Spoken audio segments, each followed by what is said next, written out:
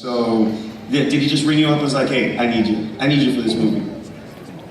Well, he said he was writing something for me, and it was sort of like in the dark, so I didn't really ask what it was or anything like that. But I was doing The Walking Dead at the time, and I wasn't. Thank you. And I found out that they were filming at the same time I was doing The Walking Dead, and so I called him and I said, dude, and he goes, yeah, I know. I looked at the schedule, and we realized that I couldn't do Guardians of the Galaxy. So, literally a week later, they told me I was going to be dead. They're killing me off in a big time way, and not to tell anyone, because it's going to be a really top secret kind of reveal, right? And I said, absolutely not. Of course, I'm professional. I would never, no. Goodbye, thank you. And, I had fun. I leave his office, and I get out my phone, and I go, hey, Gunn, guess what? They just killed me off. And he's like, oh my God, yes. And then we stopped, and we both stopped, and there was a silence, and then he goes, oh. And now all I have to do is convince Marvel. He had not even convinced Marvel that I was the guy in the group. So I went and I auditioned and everything. I did everything I was supposed to do. I got the role, and here we are. Sean, it was it a little different for you because you've known James a little longer than probably some other people have. So was it a little different for you? Did he just call you up and was like, I got this for you? Yeah, well, it was. He did call me up and tell me. He called me up much earlier and said that there was a little something that he thought he wanted me to play. The character was called the First Mate at that point, and he said, I think we can probably get you in for that. And then also, I might ask you to do this thing with Rocket on set, where we're not really sure. So, but it was always very unclear to me, like what the. Someone's about to have one of these. No, they're fixing the mics. Okay, good. Are they working? They're working. So it was always a little unclear about exactly what it was going to be. And then about a week before I had to be in London, he called and said, okay, we're going to offer you both parts. We're going to offer you both to play the First Mate, who ended up being named Kraglin, and also to go do Rocket. But at that time, I didn't even know what doing Rocket was going to entail. Yeah, and now you know, and I don't know if anyone else knows, but you essentially, it's not called stand-in, you are a motion reference actor for Rocket. And it unfortunately means that you're going to have to squat down the entire movie. That's true. Yeah, I basically play Rocket on set, and I go and I work with the other actors. We shoot the scenes originally, and then the visual effects team uses my face and my movements when they start to animate the character. And then later on in the process, Bradley Cooper comes in and he does the voice, and the whole thing is sort of put together. But that's the simple thing. It's a simple way. But in reality, he worked his ass off so hard, way harder than anybody else in the movie. And if it weren't for him, none of my scenes would have even made sense, probably. Because, I had to have someone to play off of, and a man here was awesome. And I couldn't have done it without him. And it was amazing.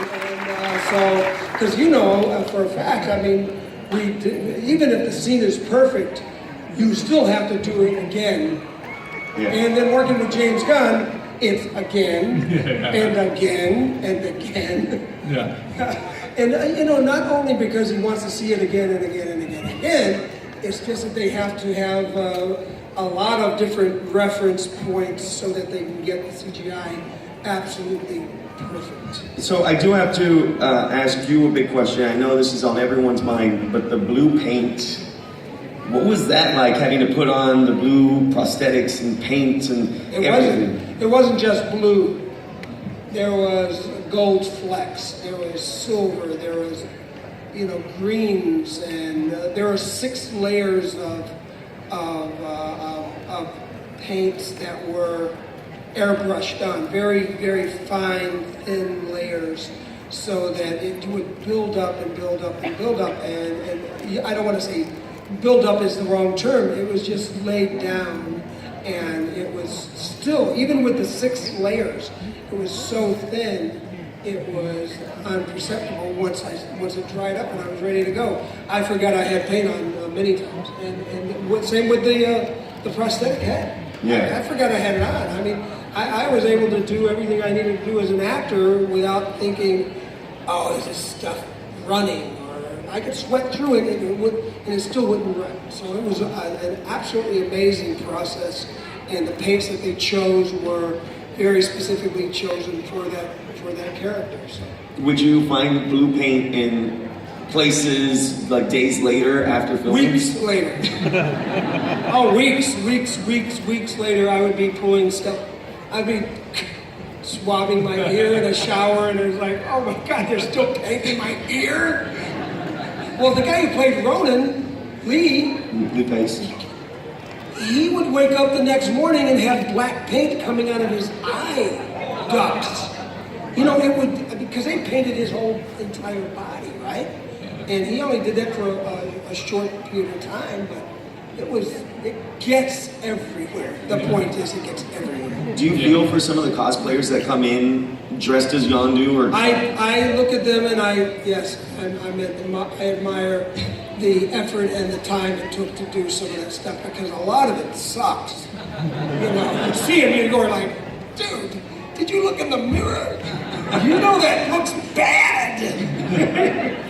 But they love it, and I'm like, my gosh, that's amazing. It really is amazing what these actors, in the Guardians movies, what they have to go through, just in order to be able to arrive on set. Definitely Rooker and Bautista and Karen and Zoe, and it's like that's tricky to go through all of that and then still be mentally in the right frame of mind to be able to work and do your scenes, and I'm really in awe of it. Now, speaking of that, I mean, there were obviously scenes where, especially towards the end of the movie, you had to do Rocket and the other character as well. What was that like, having to play off of yourself, I guess? Yeah, there are a few scenes that Rocket and Kraglin are both in, and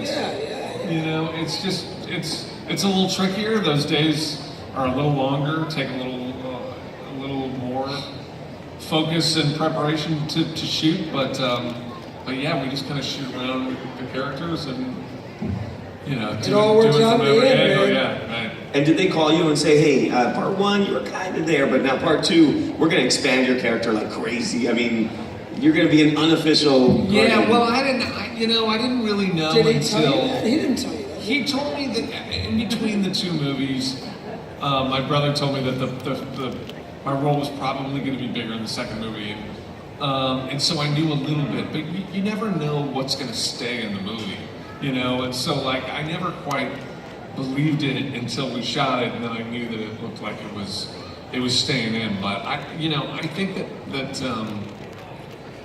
that the part of the reason I was given a little bit more in the second movie was because of a lot of the work I put in on the first movie. So I don't know. It was definitely a very welcome surprise.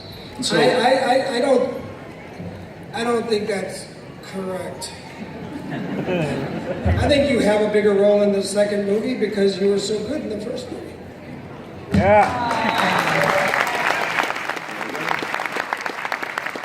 I mean, really, truly. I mean, you came up, you hit a home run every time you're on camera, and it looked great. So, Micheal, obviously, we've all seen Guardians of the Galaxy 2. We know what happens there.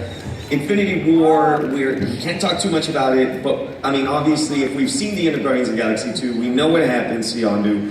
Was it a bummer that you didn't get to really be involved in Infinity War? No. Must have killed you. You've been there. You've been all over. Have you seen it yet? I have. It's a beautiful piece. Yeah, it is. I can't tell you much about it, but I really enjoyed it. But I was quite satisfied with the arc that Yondu had. When I was told of the ending, and I was like, how it was going to take place and everything, I'm like, dude, you got to remember, I mean, I've been doing this a little while, and back when I did most of my big movies, you know, the producers and studios, they never thought of doing movie number 2 or movie number 3. We thought, okay, we're going to do this movie, and it's going to be a great movie. It's going to have what it needs to be a standalone movie. And all the movies, most of my movies are all standalone movies. They're not meant to be movies that are going to be continued on in a serial type fashion. So this is all new to me. And so it doesn't really bother me that I'm not in 3 and 4 and 5 and 6. You know, I was happy and so pleasantly surprised that I got to do 2 in a row. So I was just, I'm a happy camper, man. I'm okay with it. So, unfortunately, Yondu meets an end, but so does Meryl. And we're going to get to that now because... All right, let me help you. Merle. So does Merle. And Good job. Merle. So anyway, obviously... Fans instantly recognize you from the TV show The Walking Dead, probably one of the biggest series of all time. You know, and if I don't talk about it, they're gonna kill me if I don't talk about it. But filming in Georgia, I mean, it must have been hot and sweaty filming out there, no? It was hot, yeah. Constantly, because you guys were always in the woods, or... We're a lot of my stuff was in the woods and you know, dodging logs and rattlesnakes and mosquitoes and all that kind of stuff. Yeah, and it was hot and sticky and muggy and all that stuff. When you went and auditioned for the role and everything, and you went out there, did you realize the show, 1, had a big fan base already, and 2, was going to grow to the proportions that it eventually became? I don't think anyone thought it was going to grow to the proportions that it's become. And to be perfectly honest, I didn't think this show was going to go past 6 episodes. I had no idea that Middle America and Southern America and Northern America and people all over the world would actually take to having zombies' brains blown off in front of them in the middle of an evening, you know. So it was really surprising to me that it really caught on. So I was happy that it did, but it was a big surprise. What was your favorite episode to work on during The Walking Dead? Did you have a favorite, or was it? Yeah, I answer this question a lot. I don't have any favorites. It was just all good working on it. It's all good to work. And then one last one about The Walking Dead before we move on, which is playing a zombie. How was that? Did you have to go to the zombie school like everyone else did? No. That comes naturally. I mean, for me, it was actually quite easy and natural. Simple, a little bit slow, kind of, concentrate on one thing at a time, eating, blinking your eye, something like that. It was really easy for me to play a zombie. So I'm going to take questions from you guys in just a moment. Dude, I've been into my Q&A, 20 minutes ago. We better start answering some questions now. We are. But before we get there, I need to ask Sean one more question. And Sean, it's about... If you don't hurry up, I'm going to have to start asking them myself. So hurry it up. Sean, it's about Gilmore Girls. You came back for the revival. How was it just slipping back into the role? I also came back from the dead. I was like a zombie. It was great. Doing the revival of Gilmore Girls was a lot of fun. It was you know, almost a decade later, and everything I think was a little easier than the first time around. And it was really nice to be able to go back many years later and pick up a character and kind of try it on again. That's pretty cool. If they do a second revival, would you do it? Depends on when they do it, but I mean, I'll always answer the phone. Nice. And I would have to speak for his agent, and it would depend on how much. Always. All right, guys, we're going to take questions from you, the audience. So all you got to do is raise your hand. Sam is back there. Sam, if you want to raise your hand real fast. There she is. Sam's back there. She's going to go up to you and ask you a question. Say your name and the question. Go ahead and pick one, Sam. Let's see what we get.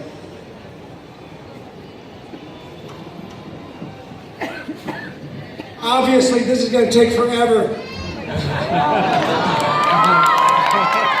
what's up? What's the question, baby? I have a question about Gilmore Girls. No questions for Gilmore Girls, sorry. Come on, baby, what's your question, honey?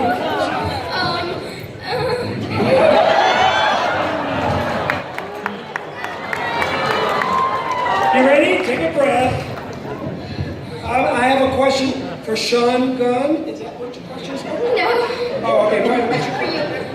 My name is Madison, and you guys have done Guardians of the Galaxy Part 1 and 2, and at the end of Part 2, it says Guardians of the Galaxy will return. Have you guys started shooting Part 3 yet? Not yet. Not yet. Do you know when you're going to start So you're shooting going to it? be on We will start shooting. Thank you. Sean, do you know more about that than I do? I don't know much about that. We will start shooting early next year. Early next year, baby. Early next year. How about you, sir? You got a good question? My name's Dominic. Oh my God. And when you summon your arrows, did you have to practice your whistling? No. Go ahead. Do you have a future projects, the both of you? What? Project. What? Movies, you're gonna... Oh, future. Hey, do you have a future movie, Sean? Do I have a future movie? Yeah, you got a future movie? Yeah, I've got a movie I'm going to do. Okay, that's good. Yeah. How about you, sir? I was gonna ask you because Go ahead and ask. your dad at the end of Guardians of the Galaxy 2. Did you cry for that? Because I know I did. I didn't cry at all. No. Yo, go for it. Go for it. Big fan, man. Let me tell you. How do you like the valley? How do what? How do you like the valley? I like the Valley. The Valley has good food. What's up? Do you drink whiskey on the rocks or with Coke? I like to have a little Coke back. How you doing? Do you like Whataburger? I ate there last year. No, I ate there about 5 years ago. I'm still getting over it. What's the favorite villain you've played? I don't have any favorites. Do you have a question? How long does it take to put on blue makeup? Hours and hours and hours. What, do you want some? No, I don't blame you. Hi, little dude. What's your question? What does this mean? What does this mean? It's a Ravager salute. Dude, what does this mean, Sean? It means honor among Ravagers forever. Honor among Raging.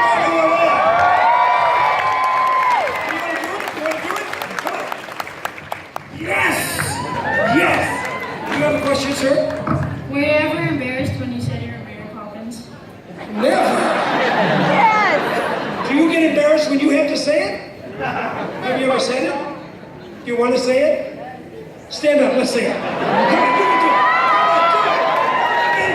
him. Please, don't get embarrassed. I won't embarrass you. Don't get embarrassed. Do you want to say it? Mary Poppins, y'all? Y'all! Do it! One more time. 1, 2, 3. I'm Mary Poppins, y'all! How did they give it the word that you were gonna get cut off in Volume 2? What? How did they give you the word that you were gonna... He just told me I was going to be killed off in Volume 2. It wasn't. There was more than one word. Go ahead, sir. How did you like working on Tombstone? I loved working on Tombstone. I liked it a lot because I love riding horses and shooting guns and and having spurs on, stuff like that. How do you like working with Sean Gunn? I love working with Sean Gunn. Yeah. Yo, but Sean Gunn, what do you think about working with Micheal Rooker? Did you enjoy working with Micheal Rooker? Well, I thought so. What's up? I like doing Slither. I love doing Slither. Did you like Slither? That's James Gunn's first. It's the first time I ever worked with James Gunn. It was a beautiful movie. Beautiful movie. Yes, sir. Favorite memory from working on Call of Duty series? Oh, the motion capture. I love doing motion capture. It's so much fun. Hey, little dude, go ahead. You got a question for Sean? What movie do you like from World War II? Do I like part 1 or part 2 better? Sean, do you like Of Guardians? Yes. Oh man, I cannot.